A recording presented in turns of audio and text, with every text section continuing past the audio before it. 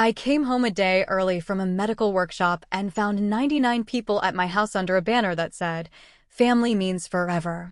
My parents and brother were throwing a huge reunion without me. I didn't cause a scene, I did something else. 2 weeks later, I had 105 missed calls, and my brother was yelling, "Family ended yesterday." You know that gut-wrenching feeling when you discover a betrayal so deep, it shatters everything you thought you knew about the people closest to you?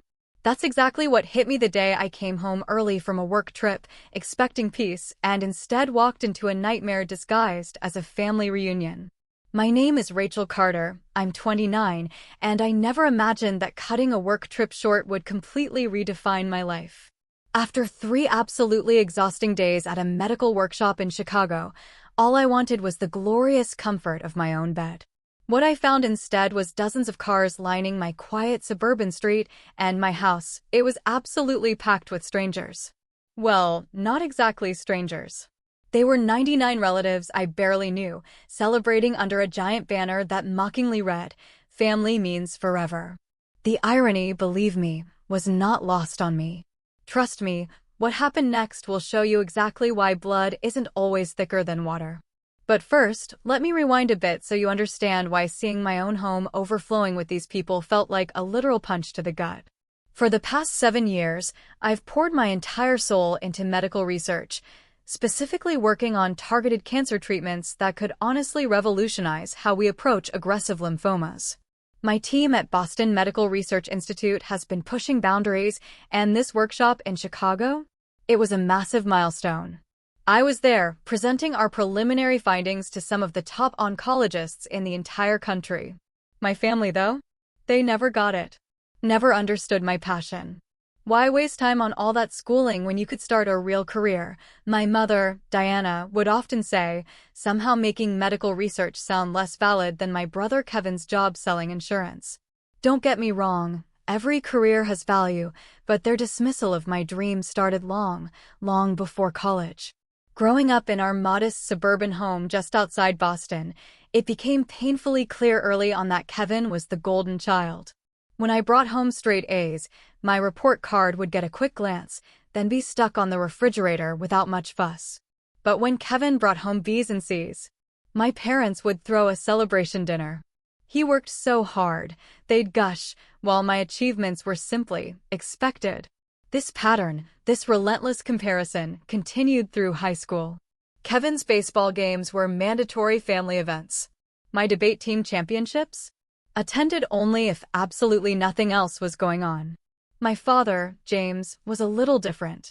Before he passed away from heart failure 5 years ago, he'd occasionally slip me encouraging notes or quietly tell me he was proud, but never, ever in front of Mom or Kevin. After Dad died, the house became a financial burden for Mom. That's when Kevin, ever the responsible one, suggested we purchase it together. He'd live on the first floor with his wife, Stephanie. I'd take the newly renovated second floor, and Mom would move into the in-law apartment we built in the converted garage. It sounded like the perfect solution, and maybe, just maybe, a chance to finally bridge that aching emotional gap between us. I used my research fellowship money for the down payment on my half, while Kevin got most of his share from Stephanie's parents. We became co-owners, with clear boundaries about shared spaces and responsibilities, all documented in writing. My attorney, Barbara, suggested it, and at the time, it seemed so unnecessarily formal for family. But oh, how right she was. The arrangement worked reasonably well for about 4 years. I traveled frequently for research conferences, while Kevin and Stephanie established themselves as the neighborhood socialites, constantly hosting dinner parties. I was welcome to join, of course, but somehow they were always scheduled exactly when I had crucial lab commitments. Mom, meanwhile, settled into her apartment, but she'd constantly drop by my space unannounced, despite my repeated requests for a simple text beforehand. "I'm family, Rachel. I shouldn't need an appointment to see my daughter," she'd declare, often rearranging my things to be more organized while I was at work. Still, I tried. I made efforts. Sunday dinners when my schedule allowed, Holiday gatherings where I'd smile through Kevin's endless stories dominating the conversation, while my own professional milestones went completely unacknowledged. Last Christmas, my research was featured in a prestigious medical journal. Not a single person mentioned it. But everyone celebrated when Kevin got a sales award. Despite everything, I kept trying. When I learned about the Chicago workshop 3 months ago, I immediately texted Kevin about the dates I'd be away, asking him to keep an eye on my space. His response? No problem, have a good trip. House will be quiet that weekend. That text, those words, would replay in my mind later like a cruel, twisted joke. The workshop itself had been incredible. My presentation received outstanding feedback, with several senior researchers suggesting collaborative projects.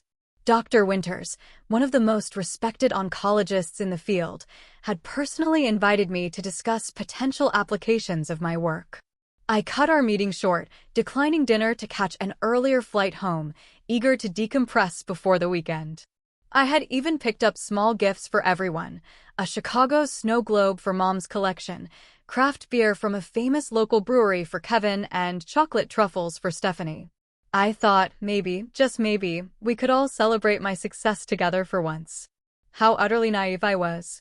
The Uber dropped me off a block away from my house because of all the parked cars. Initially, I just assumed a neighbor was hosting some event. But as I wheeled my suitcase closer, recognition slowly dawned. I knew these vehicles. That was Uncle Robert's vintage Mustang, Aunt Patricia's minivan with the dance school sticker, Cousin Michael's motorcycle. My pace slowed, a creeping confusion setting in. The lights in my house blazed from every single window, and I could hear music and laughter even from the sidewalk. Through the front bay window, I glimpsed a flash of color, a huge banner stretched across my living room wall. Family means forever. My hands started to tremble slightly as I inserted my key into the front door. The noise inside was deafening. Dozens of conversations overlapping, music blaring, children shrieking as they ran wild through the house. The entryway was crammed with shoes and coats I didn't recognize. The very first person to notice me was my cousin Tiffany, whom I hadn't seen in at least 3 years.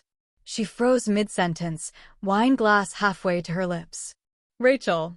"Oh my God, you're here," she exclaimed, her voice cutting through the din, drawing attention from those nearby. Like a wave, awareness of my presence spread through the rooms. Conversations faltered as heads turned my way. I stood rooted in place, suitcase still clutched in my hand, as I surveyed the scene. Every single inch of my home was occupied by relatives. Aunts, uncles, cousins, and people I vaguely recognized from childhood reunions, but couldn't put a name to. Some faces I hadn't seen since my father's funeral. My mother's cousin Janet was serving food from my kitchen.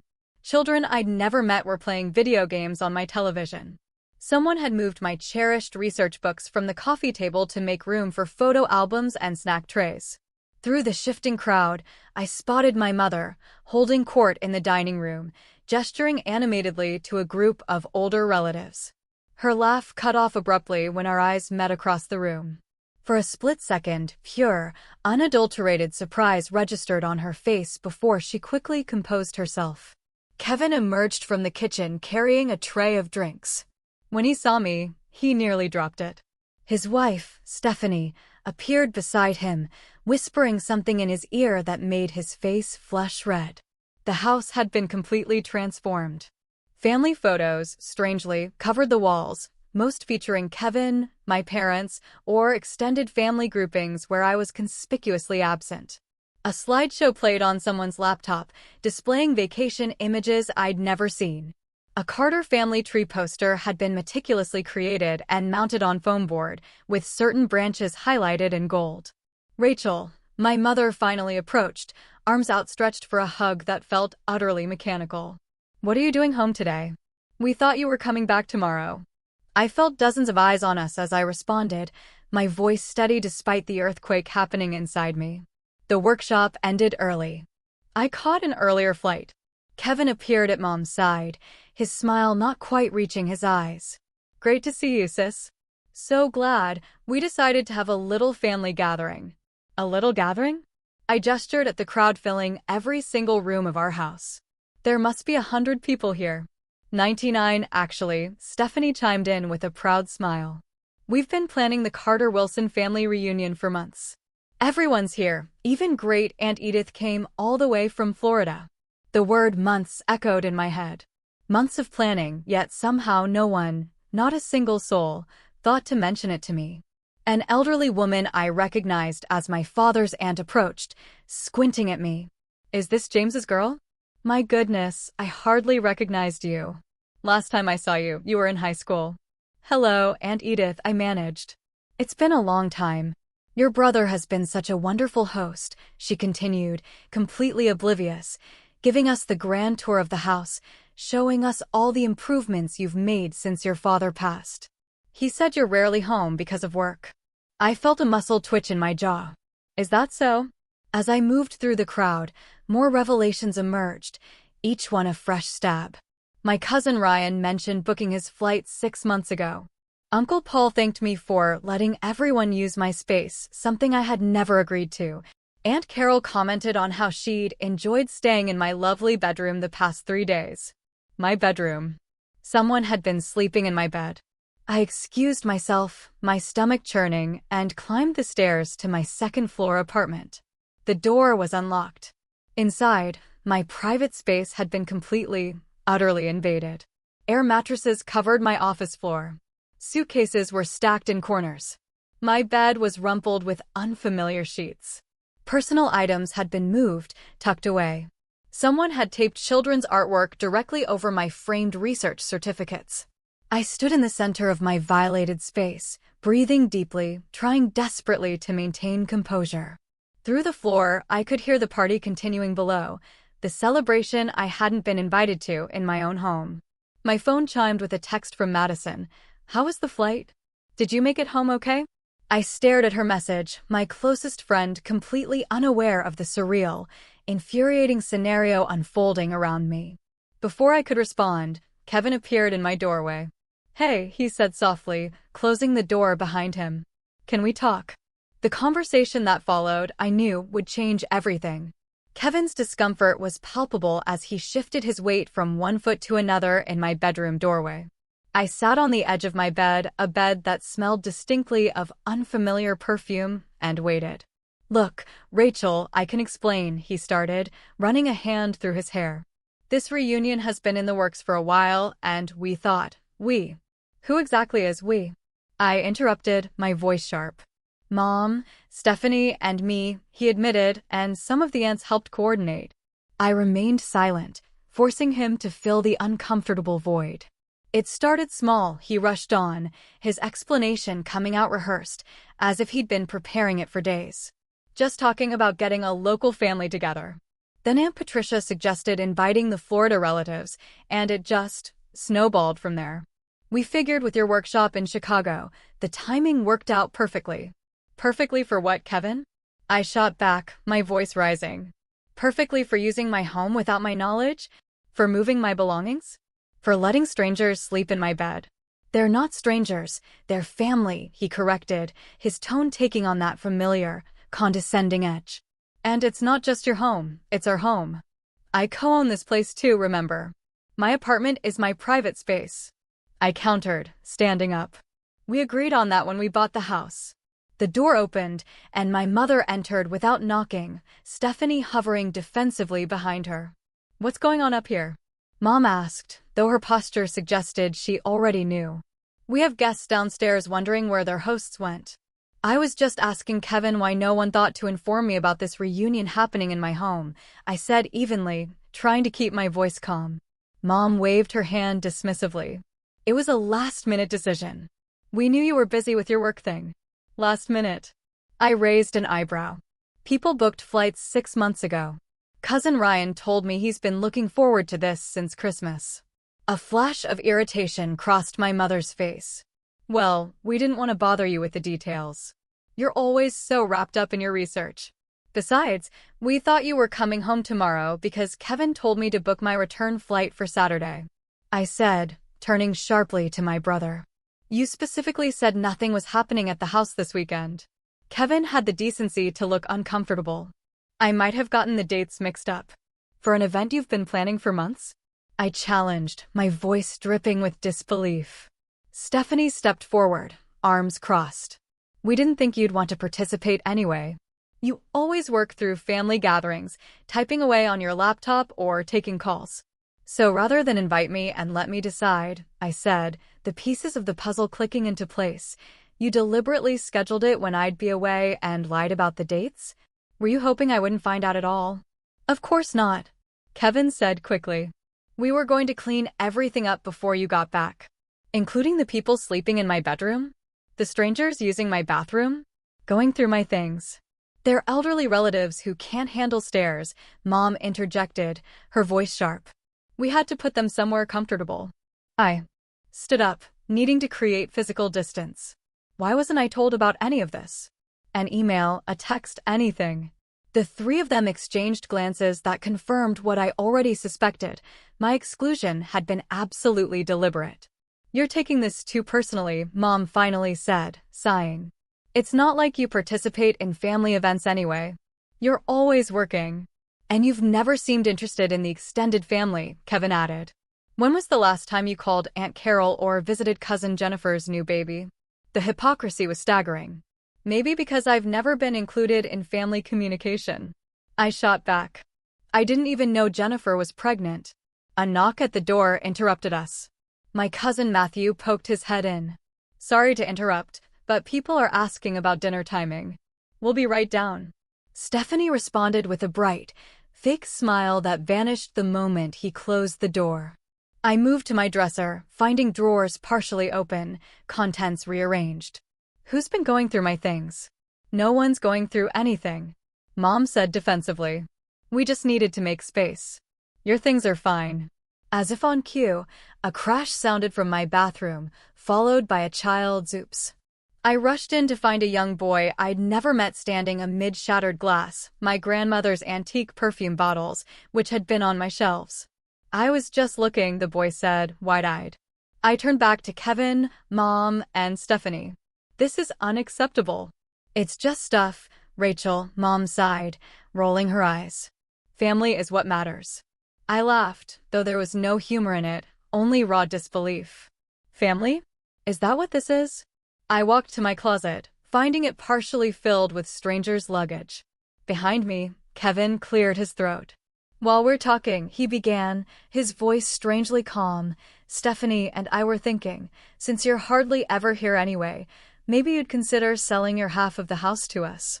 We could use the extra space now that we're thinking about starting a family. And there it was. The real agenda, surfacing at last. Before I could respond, Stephanie's mother appeared in the doorway. Diana, we need your help settling a debate about James's mother's maiden name for the family tree. Coming. My mother turned to me with a warning look. We should get back to our guests. We can discuss this later. Try not to make a scene, Rachel. This reunion is important to everyone.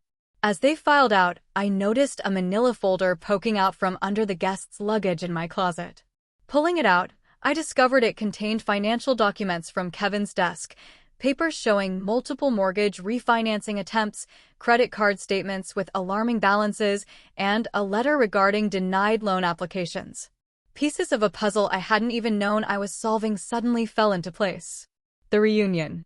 The sudden interest in buying my half of the house. The deliberate exclusion. It all connected. I carefully returned the folder, my mind racing. The noise from downstairs resumed, laughter, music, the clinking of glasses. Through my window, I could see more relatives arriving, bearing food and gifts. A family celebration I hadn't been invited to in my own home. I had two choices: create a scene that would only reinforce whatever false narrative they'd already created about me, or respond in a way they would never, ever expect. I chose the latter. With the confrontation still burning in my mind, I turned away from the window and surveyed my disrupted space.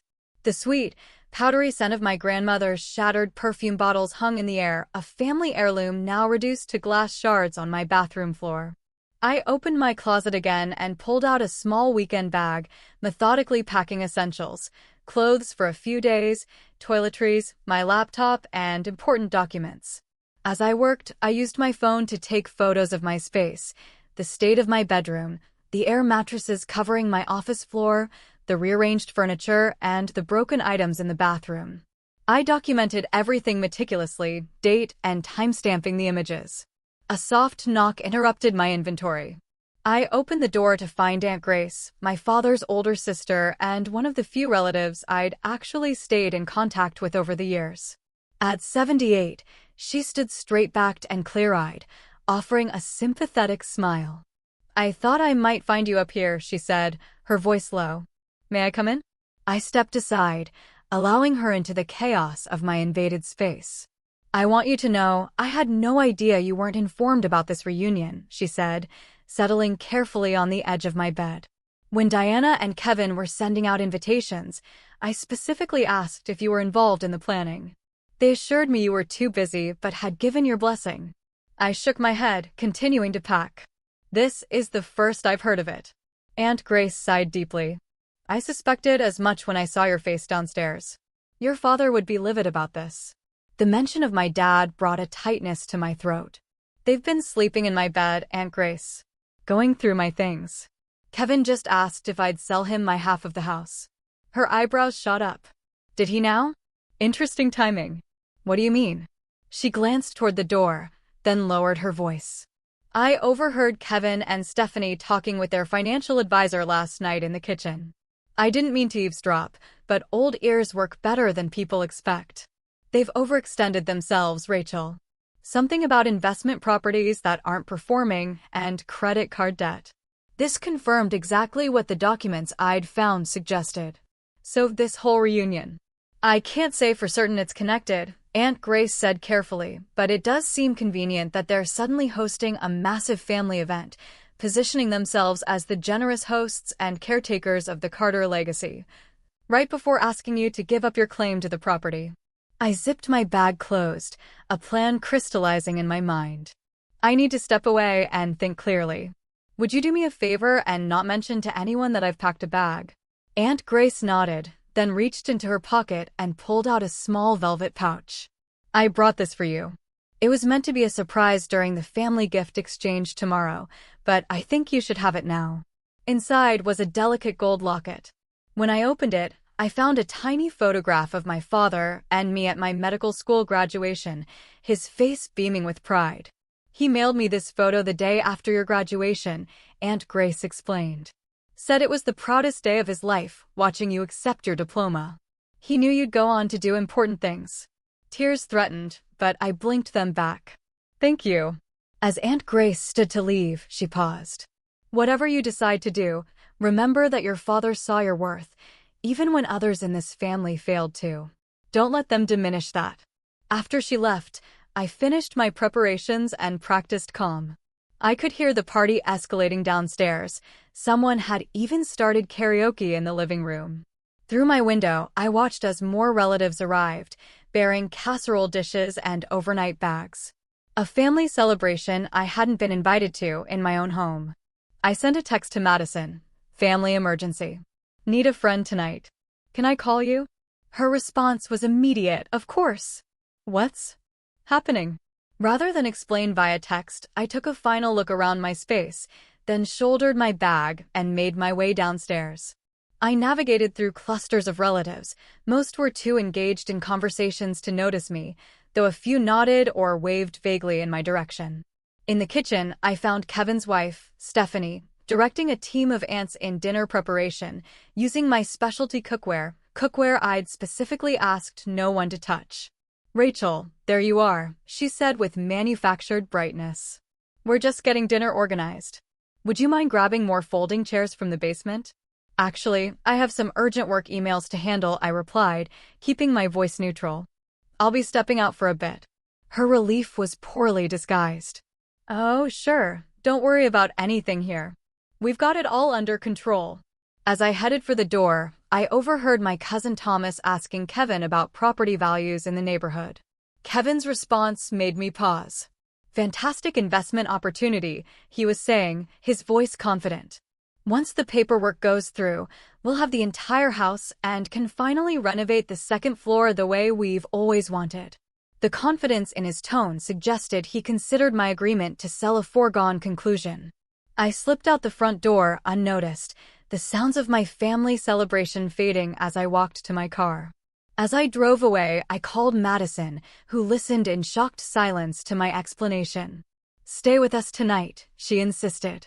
"Daniel is making his famous lasagna, and the guest room is already made up." I declined gently, having already booked a hotel room downtown. I needed space to think, to plan, to determine my next steps without emotional influence. The hotel lobby was quiet, a stark contrast to the chaos I'd left behind. As I checked in, the receptionist smiled professionally. "Business or a pleasure trip?" "Neither," I answered honestly. "Just creating some necessary distance." In my room, I spread out the photos I'd taken, reviewing them alongside the images of the financial documents I'd glimpsed. I made lists, researched my legal options, and began drafting emails. By midnight, my strategic retreat had transformed into a calculated counteroffensive. My phone had accumulated dozens of missed texts and calls, mostly from Kevin, growing increasingly demanding about my whereabouts. I responded only to Aunt Grace, assuring her I was safe and thanking her again for the locket. Before sleep finally claimed me in the early morning hours, I made one final, powerful note in my planning document: family means forever, but so do consequences. Morning light filtered in. I had 27 missed calls, mostly from Kevin and my mother. Their text messages evolved from casual inquiries about my whereabouts to increasingly frantic demands for a response. From Kevin, "Where did you go last night?" "Mom is worried." From Mom, "This is childish behavior, Rachel. Call me immediately." From Kevin again, "Seriously, sis, everyone's asking about you. At least let us know you're okay." And then, a truly infuriating one from Stephanie: "You're embarrassing Kevin in front of the family." I set my phone aside and ordered room service, a luxury I rarely indulged in, but today warranted it. While enjoying my coffee, I called Barbara Reynolds, my attorney. "Rachel," she answered warmly. "This is earlier than our usual check-ins. Everything okay?" "Not exactly," I replied, before detailing the shocking events of the previous evening. Barbara listened without interruption, occasionally asking for clarification on specific details. "So, to summarize," she said when I finished, "you're a co-owner and family members organized a major event in your shared property without your knowledge, allowed strangers access to your private living quarters, damaged your personal property, and then suggested you sell your interest in the house, all while you have documentation of financial distress that may be motivating their actions?" "That's the situation," I confirmed. "Can you come to my office at 11 o'clock?" she asked. "Bring the photos you took and any documentation of the original co-ownership agreement. We should discuss your options." I arrived at Barbara's downtown office precisely at 11 o'clock, armed with my laptop and files. Her assistant showed me directly to the conference room where Barbara waited with a property loss specialist she'd invited to join us. For the next 2 hours, we reviewed my options. The co-ownership agreement Kevin and I had signed contained specific clauses about respecting private spaces and requiring mutual consent for events involving more than 20 guests, provisions Barbara had insisted on that now seemed absolutely prescient. "You have several paths forward," Barbara explained. "We could file for a partition by sale, forcing liquidation of the property and division of proceeds. Alternatively, we could demand a buyout at current market value plus damages for the invasion of privacy and property destruction." "What about my mother's living situation?" I asked, a pang of concern in my chest. "She's in the in-law apartment." "Your agreement specifies her right to occupy that space is contingent on both owners' consent," the property specialist noted. "If you sell your interest or force a partition, that arrangement would need to be renegotiated with the new owner or owners." By early afternoon, we had formulated a precise plan. Rather than acting from emotion, we would proceed methodically and legally. I would return to the house after the reunion ended, document any damages with a professional assessment, and then present Kevin with formal options for resolving our co-ownership in light of the trust violations. The important thing, Barbara emphasized, is to communicate only in writing from this point forward. No verbal agreements, no emotional confrontations that can be misrepresented later. After leaving Barbara's office, I drove to my bank and accessed my safe deposit box, securing important documents and irreplaceable items like my grandmother's jewelry. Next, I met with my financial advisor to ensure my investments and accounts were properly protected and separated from any shared assets with Kevin. When I finally returned to the house late Sunday evening, the cars were gone, and an eerie quiet had replaced the previous day's chaos. The front door lock had a sticky residue, suggesting someone had taped over it to allow easy access for guests, another security violation that made my jaw clench. Inside, the evidence of the massive gathering remained: furniture out of place, stains on carpets, empty bottles, and forgotten personal items scattered throughout common areas. I walked through, methodically documenting everything with my phone camera and taking detailed notes. Upstairs, in my private apartment, the invasion was even more apparent. My bedroom had been used by at least 2 different groups, judging by the various personal items left behind. My office had served as a children's playroom, with crayon marks on my desk and sticky fingerprints on my bookshelf. In the bathroom, attempts had been made to clean up the broken perfume bottles, but glass fragments still glittered between floor tiles. As I surveyed the damage, my phone pinged with an email notification that made my heart skip. Dr. Winters from the Chicago workshop had forwarded an opportunity for a prestigious research position in Switzerland, a 3.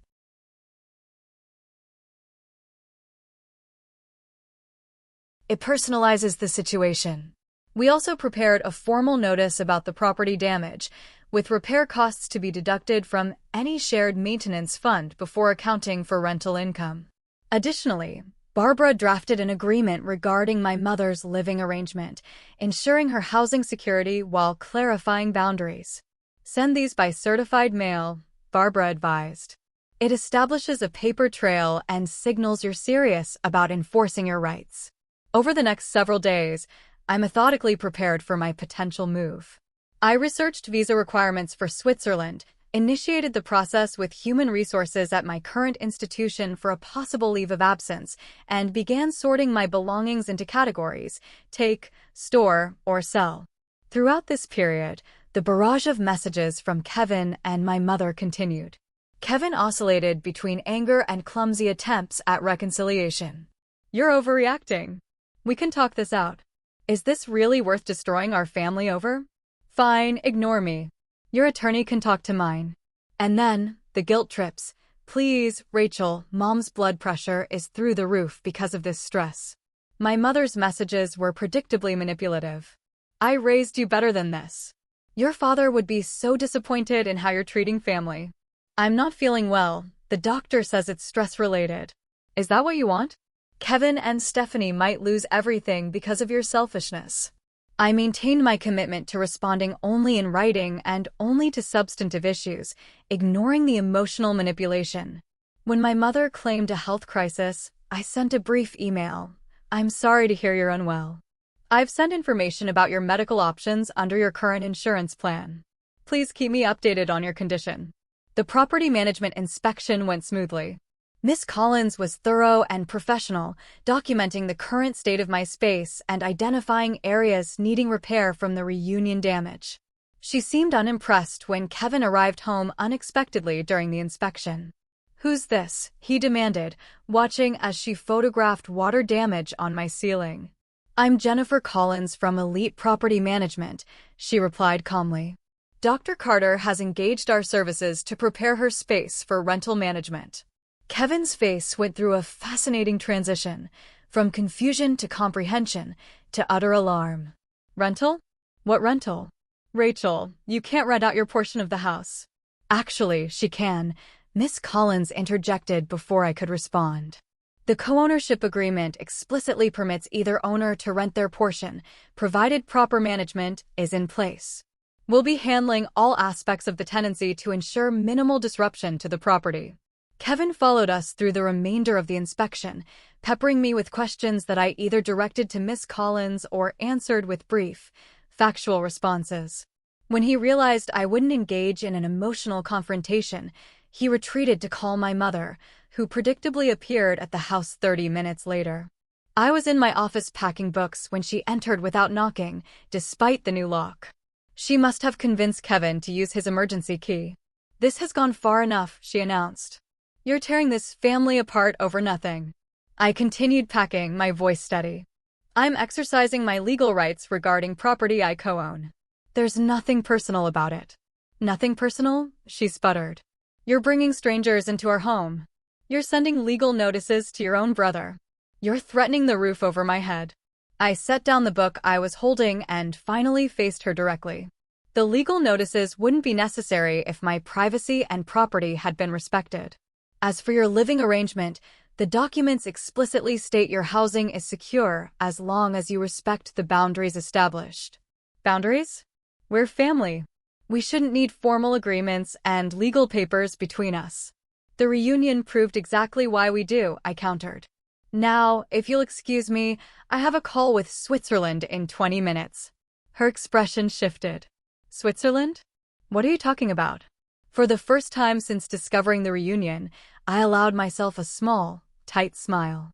"I've been offered a research position with the International Medical Research Consortium.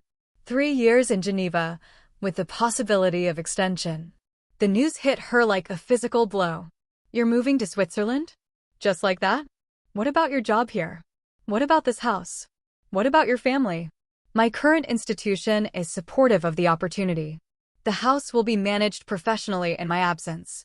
And family," I paused, choosing my words carefully. "Family will always be family, but sometimes distance provides necessary perspective."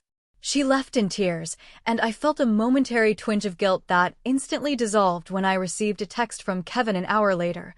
"You've made Mom sick with worry. Hope you're satisfied with yourself." The certified letters were delivered the following day. By evening, I had received a terse email from an attorney representing Kevin, requesting a meeting to discuss alternatives to the proposed arrangement. Progress. The Swiss position was formally offered 3 days later. I requested a week to finalize my decision, which was graciously granted. During that week, I met with Kevin and his attorney in Barbara's office, neutral territory where emotions could be contained by professional decorum. Kevin's attorney proposed that Kevin purchase my interest in the house at 15% below market value, citing the inconvenience of the rental arrangement and potential property devaluation. Barbara countered with our proposal.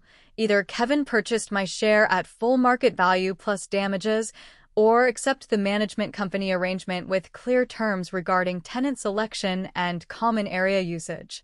After 2 hours of negotiation, we reached an impasse. Kevin's financial situation, as I had suspected, couldn't support purchasing my share at fair market value. The management company arrangement remained his only viable option, though he clearly despised it. "You're really going to do this?" he asked as we prepared to leave. "Move to Switzerland and rent your rooms to strangers just to prove a point?" "This isn't about proving a point," I replied calmly. "It's about pursuing my career while protecting my investment." The reunion simply clarified that I need legal protections in place to do both. That evening, I formally accepted the position in Switzerland and initiated the visa process. As I packed my apartment over the following days, the missed calls and messages continued to accumulate. I responded only to practical matters, maintaining the emotional distance that now felt necessary for my well-being. Aunt Grace visited the day before my departure, bringing a small going-away gift, a travel journal with a handwritten note inside. "Your father always said you would see the world. Make him proud. Will you stay in touch?" she asked as we shared tea in my nearly empty apartment. "Of course," I promised. "You're welcome to visit me in Switzerland anytime." "I might take you up on that," she smiled. "I've always wanted to see the Alps." As she was leaving, she paused. "Your mother and Kevin will come around eventually. Sometimes people need to experience the consequences of their tie-ins before they can acknowledge them." I nodded, hoping she was right, but no longer basing my decisions on that possibility. The night before my flight, I stayed with Madison and her husband, my apartment already turned over to the management company. My phone showed 47 missed calls by then, mostly from Kevin and my mother, but also from various relatives who had attended the reunion and were now caught in the family drama. Madison raised her glass in a toast, to new beginnings in Switzerland, and to recognizing when bridges aren't worth rebuilding, her husband added. I clinked my glass against theirs, feeling a curious mixture of sadness and liberation. To defining family on my own terms. Later that night, I received a final text from Kevin. This isn't over. When you come to your senses and come home, things will be different. I didn't respond, but I saved the message. It was a powerful reminder of why I needed to leave, and why my power move was not just about asserting control, but about reclaiming my sense of self-worth. 2 weeks after settling into my apartment in Geneva, my phone displayed an almost comical notification, 105 missed calls. Scrolling through the log revealed a pattern. Kevin's number appeared most frequently, followed by my mother's, with occasional attempts from other relatives. The voicemails progressed from irritated to desperate to furious. The final one, left at 3:47 a.m. Boston time, featured Kevin literally screaming, "Rachel, the property manager is showing your rooms to potential tenants today. They're saying I have no right to refuse entry. This is my house too. Call me back immediately or I swear I'll." The message cut off there, the system having reached its time limit. I saved it alongside the others as documentation, then forwarded it to Barbara with a brief note, "For your information. Continuing communication despite requests to stop. Please advise." Her response came an hour later, standard emotional escalation. "The management company is aware and proceeding professionally. Focus on your research. We'll handle things here." And focus I did. The International Medical Research Consortium facility was everything I had hoped for. Cutting-edge laboratories, brilliant colleagues from around the world, and resources that made my previous work environment seem primitive by comparison. Dr. Mueller had assembled a team specializing in various aspects of targeted cancer treatment, with my research forming a key component of their integrated approach. My days quickly filled with meaningful work, and my evenings were spent exploring Geneva or connecting with new colleagues. After years of fighting for recognition and respect in my own home, the immediate professional acceptance was almost disorienting. "Your approach to receptor modification is fascinating," commented Dr. Amani, a biochemist from Kenya, during our first team meeting. "I've been following your publications since your second paper in the Journal of Experimental Oncology." The Chicago presentation barely scratched the surface, added Dr. Chun, our team's imaging specialist. "I'd love to hear more about your methodology when you have time." This was what I had always wanted, peers who valued my work, who saw me as a contributor rather than an inconvenience. The irony that I had to travel 3,700 miles to find it wasn't lost on me. Meanwhile, the situation back in Boston continued to evolve. Barbara sent weekly updates. Week 1, property management has secured a suitable tenant, a visiting professor from UCLA with excellent references. 1-year lease signed. Kevin attempted to block entry, but retreated when legal consequences were explained. Week 2, first month's rent deposited in your account, minus management fees and repair costs. Your mother has sent a formal complaint about strangers using the shared laundry facilities. Management company has established a schedule. Week 3, Kevin has engaged a new attorney seeking to invalidate the management agreement. Their case has no merit, but prepare for continued legal maneuvering. Through it all, the messages from family continued, though their tone gradually shifted. Kevin's rage gave way to occasional attempts at guilt. "The tenant they found is weird, keeps odd hours. Mom is uncomfortable in her own home. Dad would have never let this family fall apart like this. At least tell me how long you're planning to punish us." My mother's approach was more varied, cycling through anger, martyrdom, and occasional glimpses of reflection. "I've never been so humiliated in my life. Everyone is asking where you've gone. My doctor has put me on anxiety medication because of this situation. I don't understand why you couldn't talk to us instead of running away." That last message, the first acknowledgement of wrongdoing, however tentative, came 6 weeks after my departure. I broke my silence to respond with a simple, "Yes, you should have." It opened a door to a different kind of communication, not warm or immediately reconciliatory, but at least rooted in reality rather than manipulation. "We didn't think you'd care," she wrote back. You've always kept yourself separate from family gatherings. I was never invited to most of them, I replied, and my home was used without my consent. It's Kevin's home too. My private apartment isn't. We had an agreement. Several days passed before her next message. I'm trying to understand your perspective. It wasn't an apology, but it was something. A small crack in the wall of denial that had characterized our relationship for years. As my work in Switzerland progressed, I developed new friendships that felt more authentic than most of my family relationships ever had. My research team celebrated successes together, supported each other through setbacks, and genuinely appreciated each other's contributions.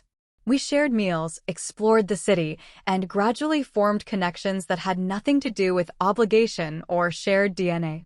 Madison visited during my 3rd month, marveling at my transformation. You seem lighter, she observed as we walked along Lake Geneva, like you've shed something heavy you've been carrying.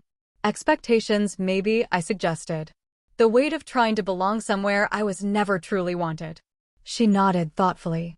Family should be the people who see you clearly and love you anyway, not the people who try to make you invisible. Back in Boston, the practical arrangement stabilized. The tenant proved reliable. The management company handled maintenance issues efficiently, and Kevin eventually stopped trying to sabotage the arrangement when it became clear the legal framework was solid. 6 months into my Swiss adventure, I received an unexpected email from Kevin. I'm writing this from Dad's old study. The tenant is at some conference and the management company let me in to fix a plumbing issue in the shared bathroom. Being in this house without you feels strange. I keep expecting to hear you typing away upstairs or coming down for coffee. I'm not going to apologize via email for something that deserves a face-to-face conversation, but I will say this. I've had time to think about how things have always been between us. Mom keeps saying you abandoned the family, but sitting here in this empty house, I'm starting to wonder if maybe we abandoned you first, long before Switzerland. Stephanie's pregnant. Found out last week. It's making me think about what kind of father I want to be, what kind of family we want to create.